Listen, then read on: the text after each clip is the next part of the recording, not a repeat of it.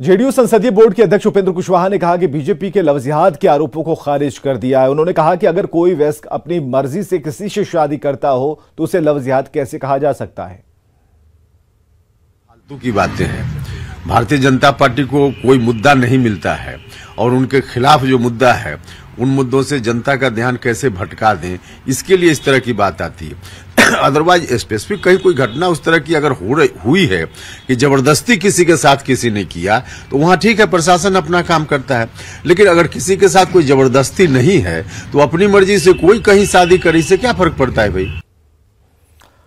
लव-जिहाद की घटनाओं को लेकर आरजेडी ने बीजेपी पर निशाना साधा है। सांसद मनोज झा ने कहा कि बीजेपी प्रेम की भाषा नहीं समझती है और उसे हर जगह नफरत दिखाई देता है।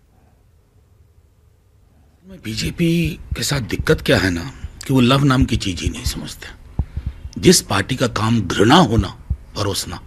ये अपनी जमीन पर नर्सरी बना के सिर्फ झाड़ बेचकर साल में 2 करोड़ कमाते हैं। उनके सीक्रेट्स को सीखना चाहते हैं तो फ्रीडम ऐप को अभी डाउनलोड करें। वो घृणा ही परोसते हैं। तो बीजेपी के साथ मैं क्या कहूँ, उनकी जो प्राथमिकताओं की फेहरिस्त है ना उनकी पॉलिटिक्स की, बड़ी संकीर्ण है। घृणा बोते हैं, जहर बोते हैं, मोहब्बत कहां समझेंगे। कुढ़नी उपचुनाव में बीजेपी और जेडीयू दोनों ने जीत का दावा किया है। केंद्रीय गृह राज्य मंत्री नित्यानंद राय ने कहा कि पीएम मोदी के विकास कार्यों की वजह से महागठबंधन का जातीय समीकरण ध्वस्त हो गया। वहीं जेडीयू नेता उपेंद्र कुशवाहा ने कहा कि कुढ़नी में महागठबंधन की लहर है और उनके उम्मीदवार की जीत सुनिश्चित है।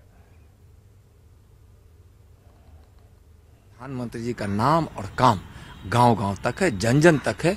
कोई किसी प्रकार का हथगंडा अपना ले, दिग्भ्रमित करने का काम करे महागठबंधन के लोग, जनता पर कोई असर नहीं पड़ने वाला है।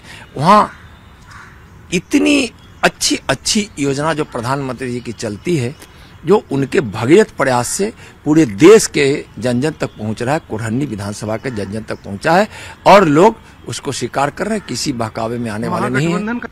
जो समीकरण है और रुझान है लोगों का, हम तो लगभग रोज जा रहे हैं वहां। आकर्षण आम मतदाताओं का नीतीश कुमार जी के प्रति, उनके कार्यों के प्रति, महागठबंधन के प्रति जो दिख रहा है, उसके आधार पे महागठबंधन का उम्मीदवार 100% से भी ज्यादा सुनिश्चित है उसकी जीत। इसमें कहीं कोई बीजेपी के लोग कुछ भी कर ले, कोई फर्क नहीं पड़ने वाला।